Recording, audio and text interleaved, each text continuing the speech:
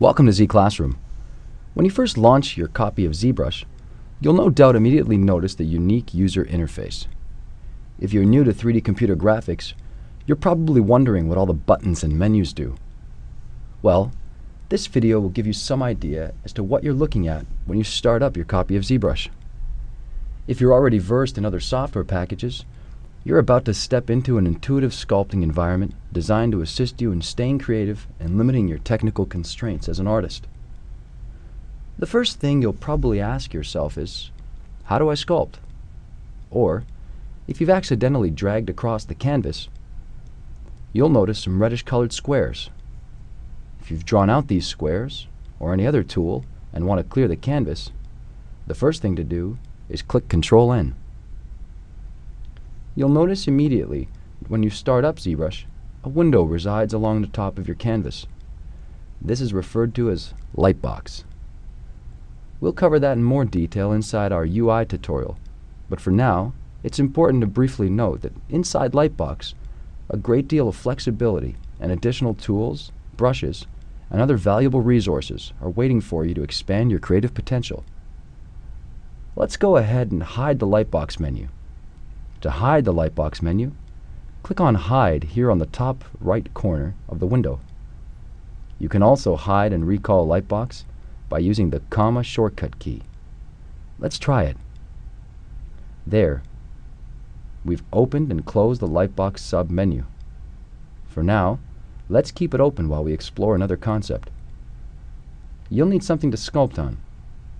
If we look here inside the Lightbox window, we're presented with a collection of tools and projects.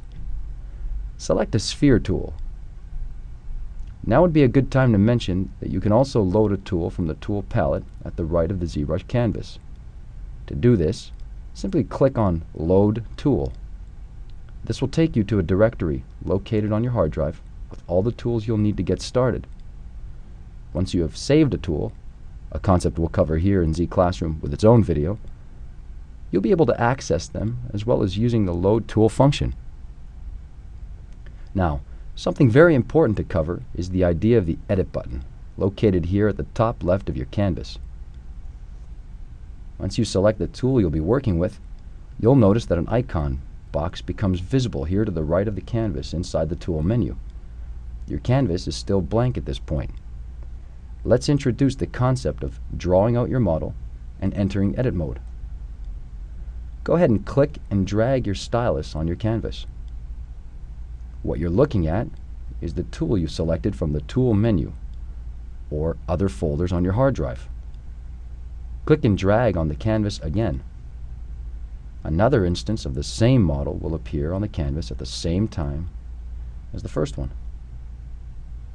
You're probably wondering why this is the case. ZBrush has strong roots in the 2.5D realm and actually started out as a 2.5D application. A lot has changed over the years, but this concept remains at the core of the design capabilities inherent to ZBrush. You can find more information and dedicated resources covering 2.5D concepts here inside Z Classroom. Let's get back to the issue at hand. You now have multiple instances of the same model on your canvas. Clicking and dragging is only producing a myriad of instances, creating what is starting to look like a Dali painting. Although this is interesting, it's not what we're after right now. This is a very valuable lesson to take with us, however, and should be remembered. To stop the continual repetition of instances on your canvas, you'll have to leave 2.5D mode. To do this, we're going to click on the Edit button located here. You could also use the shortcut T key.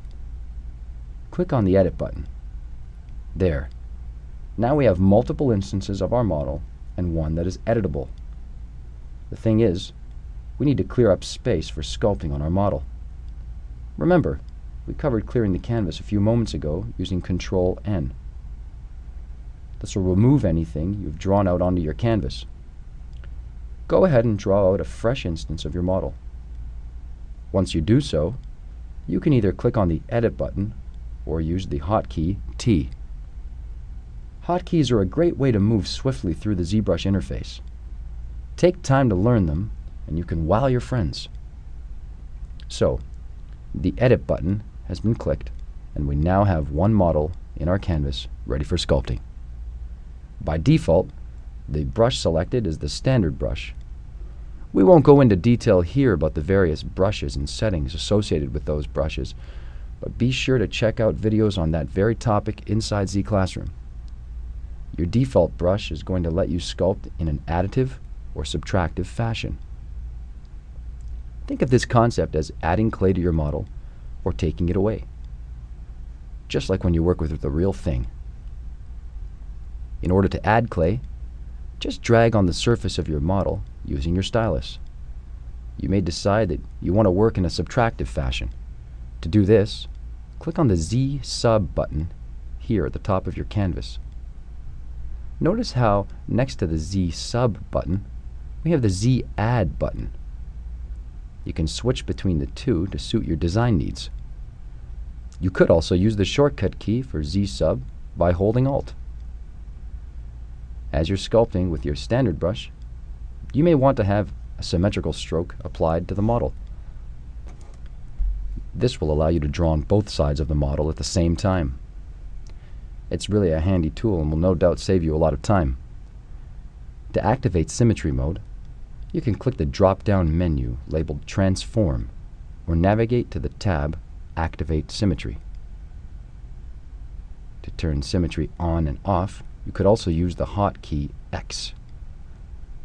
This will give you the flexibility of sculpting on both sides of the model at the same time. It's a real time saver and makes for quick sculpting. You can even smooth out areas of your model by using the Shift key. Hold the Shift key and drag across your model. Notice the surface is smoothed out very quickly. You can modulate this by reducing the Z intensity. Z intensity lets you control how quickly and how much digital clay is applied and removed from your model. It works when adding clay and subtracting. Z intensity is really important when considering the visual representation of your strokes across your model. You may want to undo a stroke. To do this, click Ctrl Z. This will let you step back. You can click Ctrl Z a total of 10,000 times inside the latest version of ZBrush.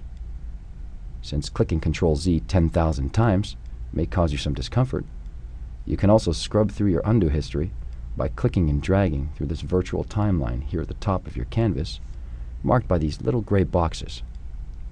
These represent save points at which ZBrush has created a step for you to backtrack on. Needless to say, this can be a real big bonus if you change your mind about the direction of a particular design. Another important area to examine revolves around the idea of framing your model on the screen. Let's say you've moved the model off the screen and can't see it, or can only partially view it. An easy fix is to use the Frame button here to the right of the canvas, or simply click the F key. You'll notice the model jumps back to the center of the screen. It may not be oriented facing forward depending on how you moved it around prior to using Frame or the F key. This leads us into something very important that we haven't covered yet. Moving around the model and moving the model, as well as scaling and zooming. If you want to rotate your model to observe it from various angles, place your stylus down and start to drag around on an open area of your canvas. Notice, you can turn the model in 360 degrees on the 3 axes. You can also click on Rotate here to the right of the canvas. By holding the Shift key and clicking and dragging your stylus in a given direction, you can easily snap your model to a given view. These views include front, left, right, back, top, and bottom. Remember, this may take some practice. You'll be whizzing through these movements in no time. The view will be determined by your last sculpting gesture. This is derived from the local axis button remaining active. You can click this off to eliminate that sort of alignment. If you're working on a specific area and trying to derive some details in that area, Having local on may work to your advantage. By turning it off, you'll be able to rotate away from the area you've most recently affected. Now, let's assume you wanted to zoom into a specific area for detailing or defining form. You could either use the scale function to the right, or click Alt and click and drag forward or back with your stylus on an open area of your canvas immediately after clicking Alt. Practice this if you're new and realize that after a few times it will most certainly become second nature. This will allow you to quickly zoom into areas with ease. The last navigation option we'll cover here is the Move function. By clicking on the Move box here to the right of the canvas, you can move the model up, down, and side to side. You could also hold Alt and drag across your canvas. Let's try. There. By holding the Alt key and dragging across the open area of your canvas, you can move the model up, down, and side to side. This concludes our very basic introduction to what you can expect at startup inside ZBrush. We'll dive into many of the buttons and settings you may have wondered about inside this video in a specific Z Classroom tutorial devoted to the user interface, or UI. Thanks for watching Z Classroom, and remember to sculpt freely. See you next time.